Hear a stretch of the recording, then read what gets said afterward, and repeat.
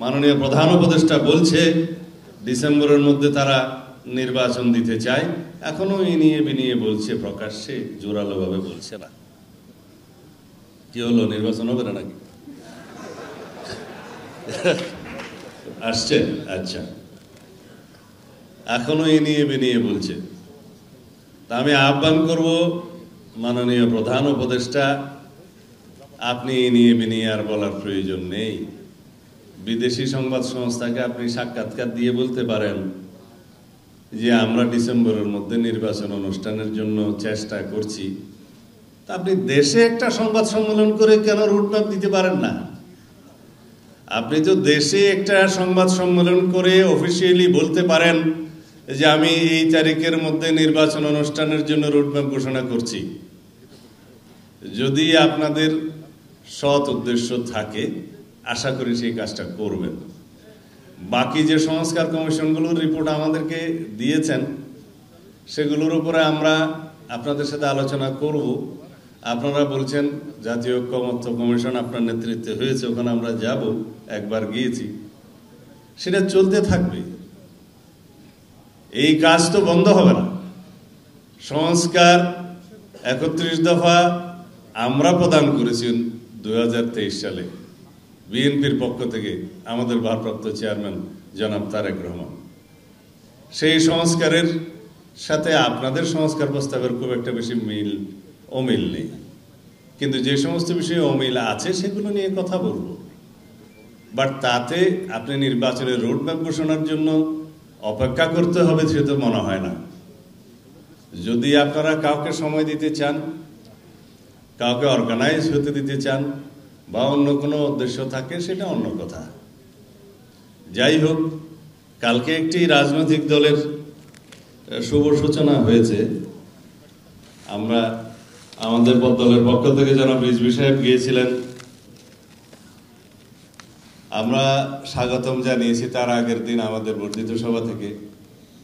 এখান থেকে আমি ওই তাদের নবযাত্রাকে স্বাগতম জানাই, কারণ বহুদলীয় গণতন্ত্রের প্রবক্তা তো আমাদেরই দলের প্রতিষ্ঠাতা মহান রাষ্ট্রপতি জিয়াউর রহমান। গণতন্ত্রের মাঠে শত ফুল ফুটবে, সেটাকে আমরা সবসময় স্বাগত জানাবো। তাদের একটি উদ্দেশ্য নিয়ে কথা বলতে চাই। আমি পত্রিকায় দেখলাম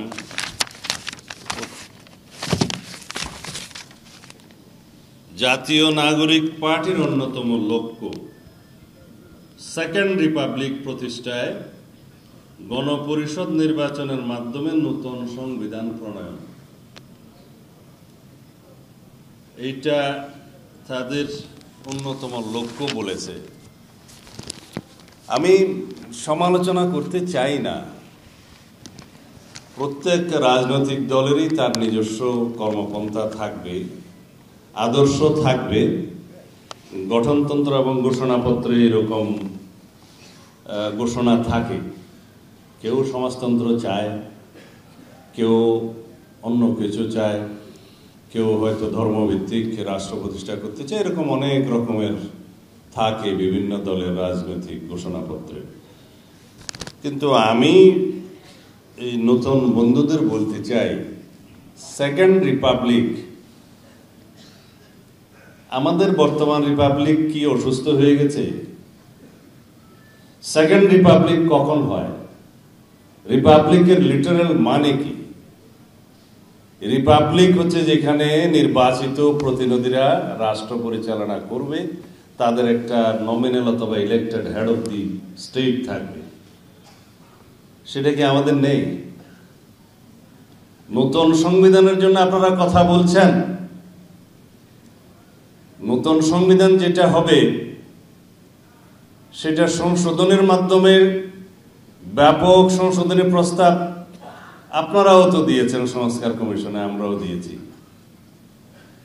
প্রয়োজনীয় গণতান্ত্রিক সংস্কার, বর্তমান জন আকাঙ্ক্ষা এবং ৫ই আগস্টের ছাত্র গণ অভ্যুত্থানের যে প্রত্যাশা এবং আকাঙ্ক্ষা নিয়ে আমাদের সন্তানরা রক্ত দিয়েছে, সেই আকাঙ্ক্ষাকে ঊর্ধ্বে তুলে ধরে, তাদের চাহিদাকে, প্রত্যাশাকে তুলে ধরে আমাদের সেই সংশোধনীগুলো আমরা সাজিয়েছি।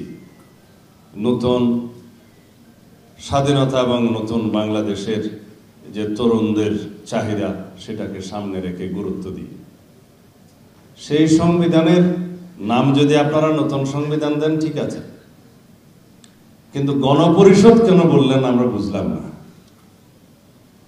গণপরিষদের ইংরেজি নাম হচ্ছে কনস্টিটিউয়েন্ট অ্যাসেম্বলি, আগে যেটাকে মানুষ বলতো MCA, member of constituent assembly. এটা অলওয়েজ হয় মানে in the Inception of any independent country, যে সময় দেশে কোনো সংবিধান রচিত থাকে না, হাতে থাকে না, কোনো একটি নতুন রাষ্ট্র প্রতিষ্ঠা হয়, তখন গণপরিষদের প্রয়োজন হয়। গণপরিষদের সদস্যরা সংবিধান প্রণয়ন করেন, সেই সংবিধানের ভিত্তিতে পরে পার্লামেন্ট ইলেকশন হয়। আমাদের এখানে গণপরিষদ নির্বাচনের জন্য আমরা কি নতুনভাবে একটা কোনো স্বাধীন রাষ্ট্র হয়েছি? রাষ্ট্র তো আমাদের স্বাধীন আছে, আমরা একটি সার্বভৌম স্বাধীন গণতান্ত্রিক রাষ্ট্র। আমাদের যেভাবেই হোক একটা সংবিধান আছে, যে সংবিধানটাকে আমরা এখন পুরোপুরি অন করি না বলেই ব্যাপক সংস্কারের প্রয়োজন দেখা দিয়েছে। যে সংবিধানটাকে শেখ হাসিনা দলীয়করণ করে গণতন্ত্রের বিপক্ষে নিজেদের পক্ষে সাজিয়েছিলেন, সেই জন্য সেটা সংস্কার দরকার। কিন্তু গণপরিষদ কেন হবে? এর মধ্যে আরো একটি উদ্দেশ্য আছে। যারা গণপরিষদের বিষয় সামনে আনছে, যারা সেকেন্ড রিপাবলিকের বিষয় সামনে আনছে, হয় তারা বুঝে না অথবা বুঝে আমাদের এই রাষ্ট্র ব্যবস্থাকে আরো দীর্ঘায়িত একটি গণতান্ত্রিক প্রক্রিয়ার মধ্যে নিয়ে যাওয়ার ষড়যন্ত্র আছে। যারা স্থানীয় সরকার নির্বাচনের কথা বলছে, আমি সবসময় শুনি মাঠে ঘাটে বিফোর দি পার্লামেন্ট ইলেকশন,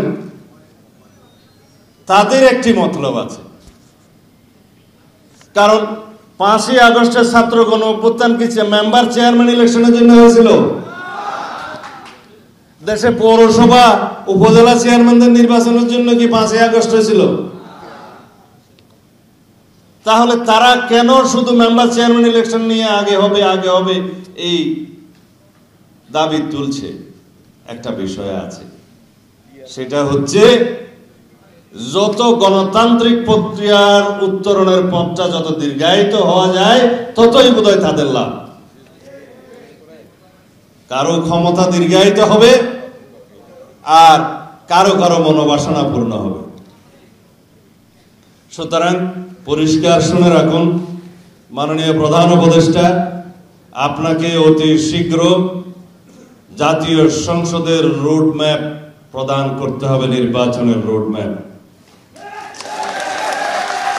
যদি আপনি কোনো বাহানায় এই মাসের মধ্যে জাতীয় সংসদ নির্বাচনের রোডম্যাপ প্রদান না করেন, তাহলে সেটা আমরা রাজনৈতিকভাবে গণতান্ত্রিক শক্তিগুলো বসে আমাদেরকে পুনরায় নির্ধারণ করতে হবে আমরা কোন প্রক্রিয়ায় গণতান্ত্রিক প্রক্রিয়া।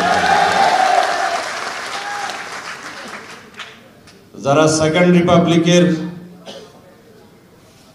ঘোষণাপত্র, তাদের দলীয় ঘোষণাপত্র রেখেছেন, সেটা ওখানে থাক। যারা গণপরিষদের মধ্য দিয়ে নতুন সংবিধান প্রণয়ন করতে চান, সেটা আপনারা যখন পারবেন করবেন।